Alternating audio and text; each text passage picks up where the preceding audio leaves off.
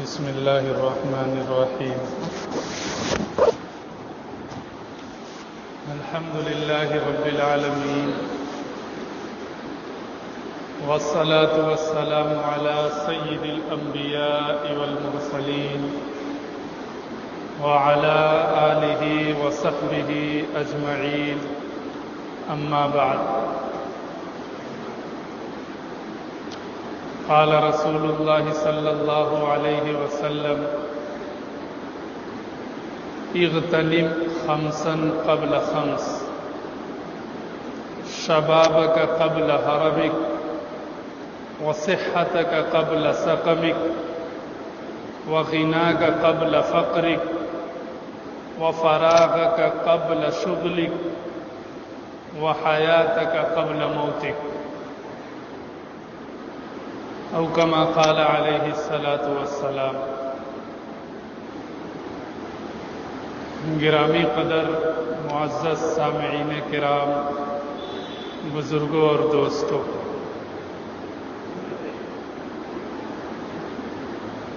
آج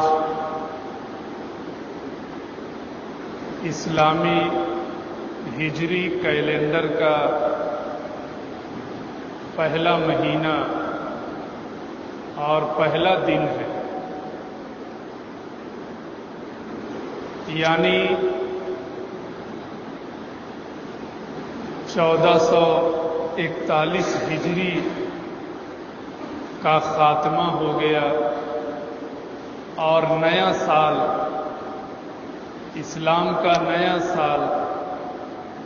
1442 ہجری شروع ہو گیا.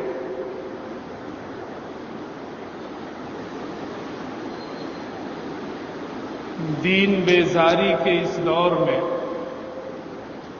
اور دینی تعلیم سے غفلت کے اس دور میں آپ نے دیکھا ہوگا کہ جب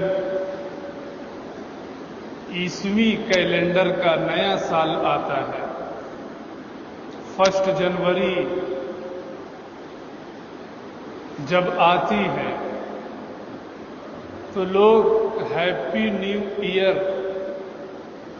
کے عنوان سے ایک دوسرے کو مبارکباد پیش کرتے ہیں اور یہ بتانے کی کوشش کرتے ہیں کہ ایک سال گزر گیا، دوسرا سال شروع ہو گیا. اس کی شرعی حیثیت اس وقت زیر بحث نہیں ہے. بتانا یہ ہے کہ جب اسلامی کیلنڈر کا نیا سال شروع ہوتا ہے تو ہم مسلمانوں کو پتہ بھی نہیں چلتا ہے کہ نیا سال شروع ہو گیا، کیونکہ ہم مسلمانوں کو اسلامی سال کے آغاز اور اسلامی سال کے اختتام کے جو مہینے ہیں ان کا علم ہی نہیں. ہم ذی الحجہ کو جانتے ہیں، رمضان المبارک کو جانتے ہیں، محرم کو بھی جانتے ہیں، لیکن کون سا مہینہ اسلامی ہجری کیلنڈر کے حساب سے آخری ہے اور کون سا مہینہ اسلامی ہجری کے اعتبار سے آخری ہے، یہ مسلمانوں کو معلوم نہیں ہے. اور ظاہر ہے کہ اس کی وجہ یہی ہے کہ ہم جس ماحول میں رہتے ہیں اور ہمارے بچے جس ماحول میں پڑھتے ہیں، اس ماحول میں اسلامی کیلنڈر کا رواج بالکل نہیں ہے. وہ صرف کاغذ کے کیلنڈروں میں دکھائی دیتا ہے، باقی عملی طور سے ہماری زندگی میں اس کا کوئی اثر دکھائی نہیں دیتا. آج انگلش میڈیم میں پڑھنے والے طلبہ ہوں یا کسی اور اسکول میں پڑھنے والے اسٹوڈنٹ ہوں، یا جو پڑھ کر بڑے ہو چکے، جاب کر رہے ہیں، کوئی کام کر رہے ہیں، پڑھے لکھے، عصری تعلیم کے اعتبار سے پڑھے لکھے 100 مسلمانوں کو اگر جمع کیا جائے اور ان کا جائزہ لیا جائے کہ ان 100 بچوں میں سے، ان 100 نوجوانوں میں سے، ان 100 بوڑھوں میں سے کتنے ایسے لوگ ہیں جن کو اسلامی کیلنڈر کے 12 مہینوں کے نام یاد ہیں، اور کتنے ایسے ہیں ان 100 مسلمانوں میں سے جن کو اسلامی کیلنڈر کا آخری مہینہ معلوم ہے اور پہلا مہینہ معلوم ہے، تو ایسا ہو سکتا ہے کہ ان 100 میں سے بعض علاقوں میں پورے 100 ایسے نکل جائیں جن کو اسلامی مہینوں کے نام نہیں معلوم ہے، آخری اور پہلے مہینے کا نام بھی نہیں معلوم ہے۔ اور اگر کسی علاقے میں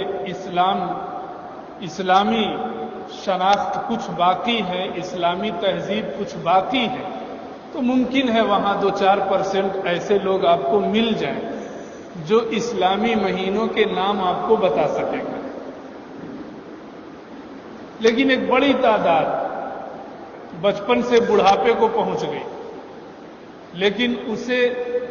اسلامی کیلنڈر کے جو 12 مہینوں کے نام ہیں وہ معلوم نہیں۔ وہ یہ بتا دیں گے کہ محرم الحرام ایک مہینہ ہے، وہ یہ بتا دیں گے کہ رمضان ایک مہینہ ہے، وہ یہ بتا دیں گے کہ ذی الحجہ ایک مہینہ ہے، وہ یہ بتا دیں گے کہ شوال ایک مہینہ ہے، کیونکہ ان مہینوں میں اسلام کی بڑی بڑی عبادتیں ہوتی ہیں، لیکن اس کے علاوہ جو مہینے ہیں ان کے نام مسلمانوں کو معلوم نہیں ہے، جو حد درجہ کی دین سے بیزاری اور غفلت کی بات ہے اور لائق اصلاح پہلو ہے۔ جب ہم مسلمان ہیں، اسلام ہماری شناخت ہے اور اسلام کے نام پر ہم مر مٹنے کے لیے تیار ہیں، تو پھر جو اسلامی چیزیں ہیں،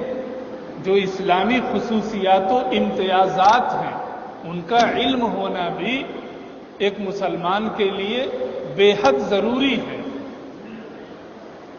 صرف ظاہری طور سے اور جسمانی اعتبار سے، وضاقتہ کے اعتبار سے مسلمان ہو جانا کافی نہیں ہے،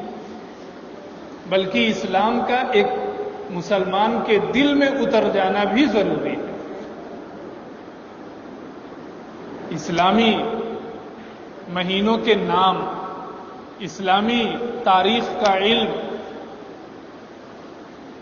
اسلامی ہجری کیلنڈر کی معلومات، یہ بھی اسلام کا ایک حصہ ہے، اسلام کی ایک شناخت ہے۔ اس کا علم ہمارے لیے ویسے ہی ضروری ہے جیسے ہم عیسوی کیلنڈر کو جانتے ہیں۔ جیسے ہمیں معلوم ہے کہ عیسوی کیلنڈر کا آخری مہینہ دسمبر ہے اور پہلا مہینہ جنوری ہے، ایسے ہی ہمیں اسلامی ہجری کیلنڈر کے مہینوں کے نام کم از کم آخری اور اول تو یاد ہونا ہی چاہیے۔ اسکولوں میں چھوٹے بچے جنوری، فروری، مارچ، اپریل سارے مہینے آپ کو سنا دیں گے، لیکن وہی مسلم بچوں سے اگر اسلامی مہینوں کے نام معلوم کیے جائیں تو صفر نہیں بتا سکتے ہیں۔ کیوں؟ کیونکہ اسکول میں تو اسلامی مہینوں کے نام بتائے نہیں جاتے ہیں۔ گھر میں ماں باپ کو اسلامی کیلنڈر اور اسلامی مہینوں کے نام معلوم نہیں ہے تو وہ بچوں کو نہیں بتا سکتے، اور مدرسے کے ماحول میں جہاں اسلامی مہینوں کے نام بھی بچوں کو بتائے جاتے ہیں اور اسلامی ہجری کیلنڈر کے حساب سے وہاں تاریخیں لکھی جاتی ہیں، بولی جاتی ہیں، وہاں ہم اپنے بچوں کو بھیجتے نہیں ہیں، کیونکہ ہمارے ذہن میں ہے کہ مدرسے میں بچہ پڑھے گا تو اونچی جاب تو ملے گی نہیں، پیسے تو حاصل ہوں گے نہیں، پیسے وہ کمائے گا نہیں۔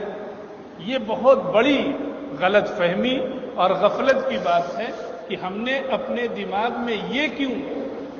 پال لیا کہ بچہ مدرسے میں پڑھے گا تو وہ کم آمدنی والی نوکری ہی کرے گا۔ ہم بچوں کو نوکری کے لیے کیوں پڑھائیں گے؟ ہم بچوں کو مدرسے میں دینی تعلیم کے حصول کے لیے بھیجیں گے.